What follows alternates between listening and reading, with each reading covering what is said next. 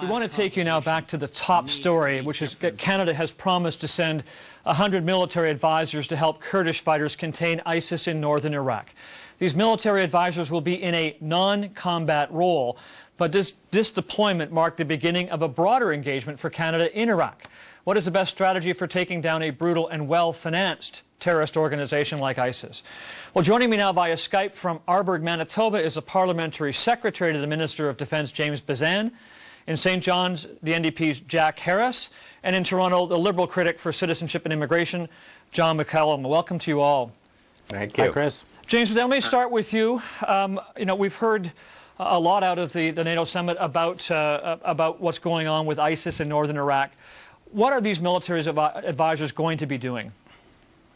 Well, they're going to be working very closely with the United States and international allies and providing tactical information and advice to the Iraqi security forces in northern Iraq to ensure that, first and foremost, that they are making the right moves against ISIL and their military actions, as well as assist in planning protection for women, for children, and religious minorities and ethnic minorities who have been brutalized by ISIL during this horrific time. Okay. Just so people understand, ISIS and ISIL are two different names, but they mean the same group as the Islamic State group in northern Iraq. Now, James, one more question for you. The Prime Minister has said that Canada will be present in an advisory and an assistance role.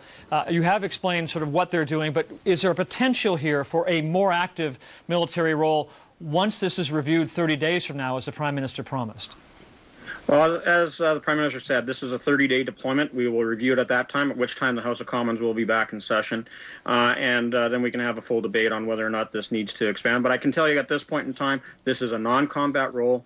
We have expertise in providing advisory capabilities. We've done it in other locales like Haiti and have led missions like Libya and have been very successful at it. So we know that we have the capabilities and the experience and the respect of our international coalition partners in providing this type of leadership. All right, let me bring in Jack Harris from the NDP. Jack, I guess the big question for Canadians, even with a non-combat role, is what is the end game here? What goal should Canada be hoping to play? Well, first of all, you know, what is a military advisor? My understanding, and we don't know because we haven't been told, that there may be up to 100 troops, and they're probably from the special operations troops. I don't know what advice they're giving or what their role is going to be, but we've got a very serious situation there. We've heard this story before about, you know, where the talk from Mr. Obama is about degrading and destroying ISIS.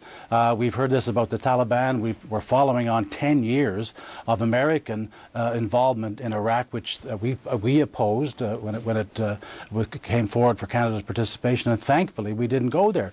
But, you know, as you say, what is the end game? Where is this leading? We need a careful review of this, and I don't think we need to wait 30 days. I don't know when these troops are expected to be deployed, but from our standpoint, if we're going to deploy Canadian troops in a new mission, that this must come before Parliament. We need to have a full review of this. I think Canadians are rightly very sceptical about the rhetoric that this government uses when it gets involved in things. We're very concerned about mission creep. We saw that in Libya, starting off as protecting of civilians, and then very shortly turning into regime change. And now we've got a mess on our hands in Libya, just as we have, you know, we're seeing the end product of 10 years of American involvement in Iraq. So let's be cautious here. Let's not start down a road that we don't know where it's going to end. All right, John McCallum, pick up on that theme, because there has been concern about when do we know politically that it's the mission that we wanted to achieve has been accomplished. And there is this difference between how Stephen Harper described the mission and what Barack Obama did when he used the words dismantle and degrade.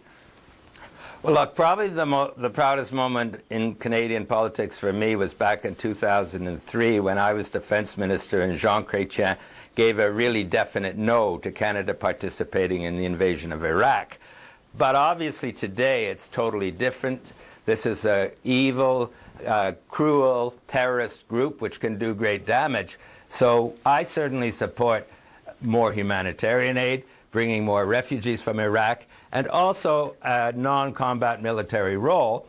But we want to see more detail. We want to see the government present its plans to the parliamentary committee.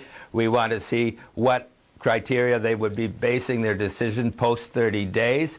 because, as you say, this does have a potential for mission creep. But at the same time, I would say this is a very serious, dangerous situation in Iraq, which is not like the invasion of 2003. And so we are certainly open to a non-combat military role for Canada, but only subject to stringent parliamentary review as soon as possible. All right. What about that, James Bezan? The House is back on September the 15th. Will there be this kind of strict parliamentary review and a debate over this? Well, as we know, on Tuesday, the Standing Committee on Foreign Affairs is going to be meeting with Minister Nicholson, Minister Baird, and the Chief of Defence Staff to discuss this situation and how Canada is participating in this mission. So it's an opportunity for opposition members to have their say, but also for Canadians to listen in as to what the overall government's plan is as we move forward. As John just said, this is an extremely dangerous group. And not only have they brutalized the people of Iraq and Syria, but we've also seen the willingness to take this beyond the borders of Iraq and Syria. So as we get involved here, we definitely want to be in an advisory role. What we're doing in heavy lift capacity and delivering both humanitarian aid and military aid to the Iraqi forces and the people of Iraq who have been brutalized by ISIL. We will continue to be a responsible partner, as well as making sure that we're taking care of the interests of Canadians. Right. One of the concerns, obviously, the Kurds are fighting in the northern part of Iraq, and there has been concern, the Prime Minister referred to it today, about the Iraq government's ability to deal with ISIS and militants in other parts of the country. So let me start with Jack Harris. You know, we start in northern Iraq. Is there potential here to also have to do something in the south? Well, I think, you got to recognize that Iraq, the reason that the Kurds are doing the heavy lifting there is because the Iraqi army has virtually melted away, and that's where the ISIS group is getting most of their weapons and support.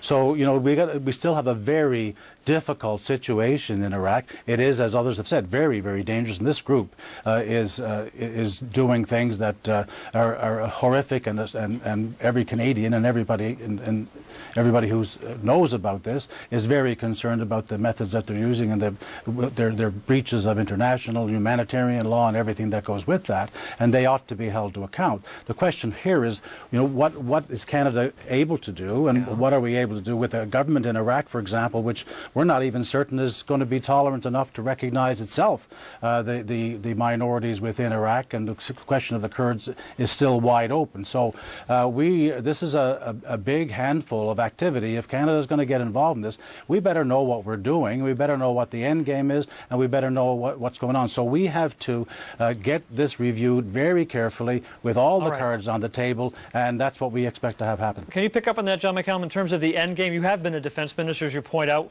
What should the end game be here? It's always difficult in military world to have a definitive end game because circumstances change, and so sometimes the end game changes. But I think that we, as has been said, need a very careful review. Just because we're considering military doesn't mean we ignore things that we've been pushing for, like bringing in many of those Iraqi refugees that are suffering so strongly. We can work on both fronts. But it's hard to know exactly what the end game is at this juncture. I think the Iraqi government, since the U.S. invasion, has done a terrible job in reconciling the different communities in that country. A part of the longer-term solution is obviously in Iraqi hands, but we have what might now be called a state of emergency in that country, so we don't necessarily have time for all the long-run conditions to be fulfilled. So I think we can't prejudge it at this moment. I think we have to have a vigorous, long, detailed debate about what are the government's plans and what is its end game, and then we can respond according to what the government says and what the circumstances warrant at that time. All right, last word to you, James Bezan, about the extent to which we're prepared to look at what happens in the south as well with the Iraqi government. Look, our focus right now as part of the coalition is to work in the north and to assist those troops that are trying to bring peace and security to that region and respect the ethnic and religious minorities in that area. Our expectation is that the government of Iraq will start to realize that the problem that they have on their hands today is because they refuse to work with all cultural groups within the Iraqi government and within the nation itself. And we have to get to a point where they respect and honor the rights and freedoms of all the people of Iraq, regardless of ethnicity, regardless of religious belief, so that we can get away from these ongoing sectoral wars that really does destabilize not just the region, but has the potential to spill over to bigger things internationally. Have to leave it there. James Bezan, Jack Harris, and John McCallum, thanks for joining me today. Thanks very much.